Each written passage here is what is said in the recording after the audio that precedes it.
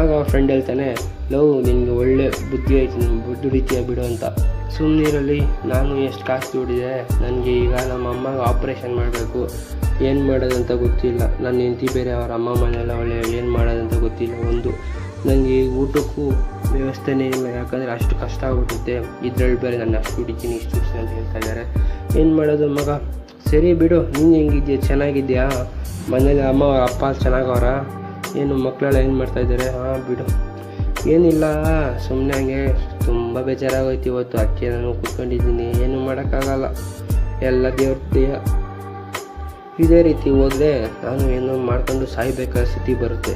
ಆಗ ಒಂದು ಫ್ರೆಂಡು ಹೇಳ್ತಾನೆ, ಲವ್ ಬಾಳು, ಹಿಂಗೆಲ್ಲ ಮಾತಾಡಬೇಡ ಬಾಳು, ನಿನಗೆ ಒಳ್ಳೆ ಕೆಲಸ ಸಿಗುತ್ತೆ.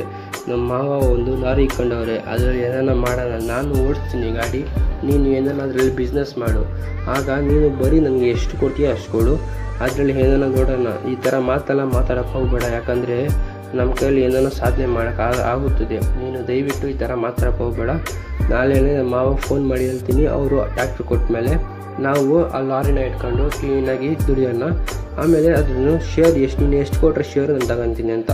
ಈ ಮಾತಾಡೋಕ್ಕೆ ಹೇಳಿ ಅವನಿಗೆ ತುಂಬ ಸಂತೋಷ ಆಗುತ್ತೆ ಬಾಳುಗೆ. ಆಗ ಏನೋ ಇನ್ನೊಂದು 2 ಕೈ ಕೊಟ್ಟಂಗೆ ತುಂಬ ಸಂತೋಷ ಆಗುತ್ತೆ.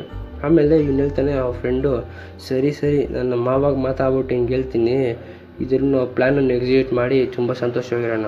ಅದಕ್ಕೆ ಅವನು 2 ಕೈಯನ್ನು ಮುದ್ದಿ, ತುಂಬ ಉಪಕಾರ ಆಯ್ತು ಮಗ ನಿನ್ನಿಂದ, ಯಾಕಂದರೆ ನನಗೆ ಯಾರು ಹೆಲ್ಪ್ ಮಾಡೋದು ಇಲ್ಲ ಅಂತ ತುಂಬ ಕಷ್ಟಪಟ್ಕೊಂಡಿದ್ದೆ, ನೀನಂತ ಫ್ರೆಂಡ್ ಇದ್ದರೆ ಸಾಕು ಅಂತ ಒಂದು ಲಾರಿನ ಇಟ್ಕೊಬಿಟ್ಟು ಅವರು ಬಿಸ್ನೆಸ್ ಸ್ಟಾರ್ಟ್ ಮಾಡೋಕ್ಕೆ ತುಂಬ ರೆಡಿಯಾಗಿರ್ತಾರೆ. ಇವನು ಹೇಳ್ತಾ ಇರ್ತಾನೆ, ನನ್ನ ಹತ್ರ ಕಟಿಂಗ್ ಮಾಡೋ ಐಡಿಯಾ ಐತೆ ಮಗ, ನೀನು ಲಾರಿ ಓಡಿಸ್ತಾರೋ ಎಲ್ಲೆಲ್ಲಿ ಡ್ರಾಪ್ ಮಾಡಿ ಮತ್ತು ಹಂಗೆ ಕಟಿಂಗ್ ಮಾಡೋಣ ಅಂತ.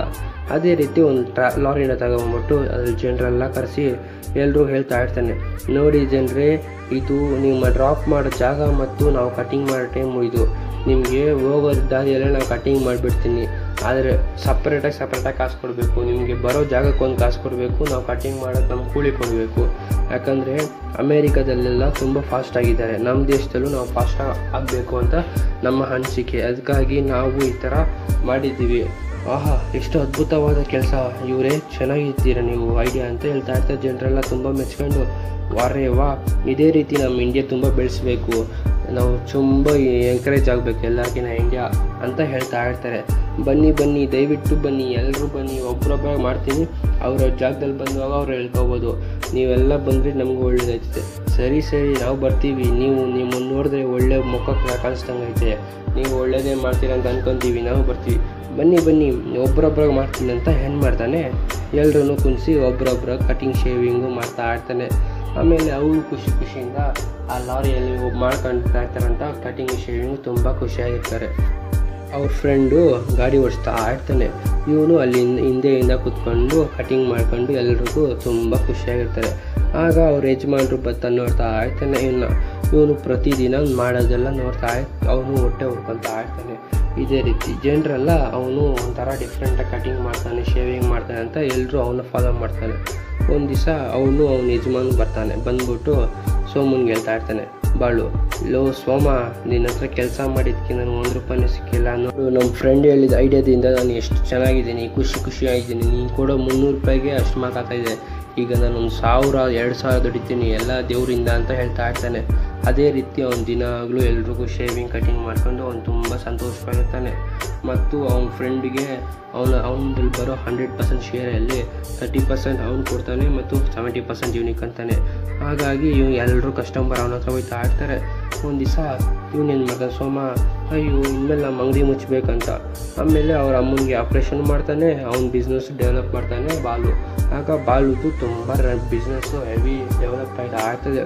ಆಮೇಲೆ ಸೋಮ ಬಂದ್ಬಿಟ್ಟು ಅವ್ನ ಅಂಗಡಿನ ಮುಚ್ಚಿಬಿಟ್ಟು, ಇನ್ಮೇಲೆ ನಾವು ಅಂಗಡಿ ಓಪನ್ ಮಾಡಿದರೆ ಚೆನ್ನಾಗಿರಲ್ಲ, ಎಲ್ಲರೂ ಜನರೆಲ್ಲ ಅವನ ಹತ್ರನೇ ಹೋಗ್ತಾಯಿದ್ದಾರೆ, ಇನ್ಮೇಲೆ ನಾವು ಅಂಗಡಿ ತೆಗೆದ್ರೆ ನಮ್ಗೆ ಲಾಸೇ, ಬಾಡಿಗೆ ಕಟ್ಟೋಕ್ಕೆ ಕಾಸಿರಲ್ಲ, ಈ ಊರು ಬಿಟ್ಟು ಎಲ್ಲ ನಾವು ಹೊಂಟೋಗ್ಬೇಕು, ಬೇರೆ ಬಿಸ್ನೆಸ್ ಏನಾದ್ರು ಮಾಡಬೇಕು, ಈ ಥರ ನಾವು ಯಾರಿಗಾನ ಕೆಟ್ಟದ್ದು ಮಾಡಬೇಕಾದ್ರೆ ಆ ಕೆಟ್ಟ ಬಂಬಕ್ಕೆ ಹೇಳ್ತಾ ಇದ್ದಾರೆ ಎಲ್ಲ ಕರ್ಮ ಬಂದ್ಬಿಟ್ಟು ಒಂಥರ ಬೂಮರಾಂಗ್ ಥರ, ಅದು ನಾವು ಎಲ್ಲಿ ಬಿಡ್ತೀವೋ ಅದು ನಮಗೆ ಬಂದು ಸೇರುತ್ತೆ. ಅದಕ್ಕಾಗಿ ನಾವು ಎಲ್ರಿಗೂ ಆದಷ್ಟು ಒಳ್ಳೆಯದೇ ಮಾಡಬೇಕು. ಅದಕ್ಕಿಂತ ಮೋಸ ಮಾಡೋಕ್ಕೆ ಹೋದರೆ ಬೂಮರಾಂಗ್ ಥರ ನಮ್ಮನ್ನೇ ಬಂದು ಕಾಡುತ್ತೆ. ಇನ್ಮೇಲೆ ನಾವು ಅದು ಮಾಡಲೇಬೇಡ್ದಪ್ಪ. ಈ ವಿಡಿಯೋ ಇಷ್ಟ ಆದರೆ ಲೈಕ್ ಮಾಡಿ, ಶೇರ್ ಮಾಡಿ, ಸಬ್ಸ್ಕ್ರೈಬ್ ಮಾಡಿ. Thank you for watching SK media Kannada. ನಿಮಗೆ ವೀಡಿಯೋಸ್ ಬೇಕಂದರೆ ಕಾರ್ಟೂನ್ TV ಕನ್ನಡಗೆ ಸಬ್ಸ್ಕ್ರೈಬ್ ಮಾಡಿ. ಇನ್ನೂ ವೀಡಿಯೋಸ್ ನೀವು ನೋಡ್ಬೋದು. Thank you for watching.